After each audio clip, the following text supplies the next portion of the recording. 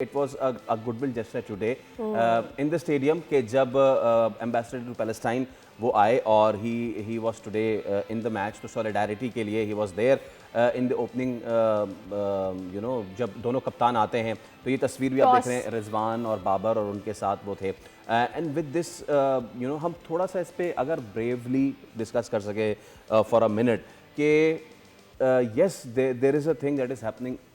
in that part of the world लेकिन in this part of the world हम जो कर रहे हैं उस पर हम मुल्तान सुल्तान ने इसका ऐलान भी किया है फवाद भाई अली तरीन ने कि with every boundary they are going to donate to the Gaza relief fund so I think हमें इस चीज़ से अब ऊपर चले जाना चाहिए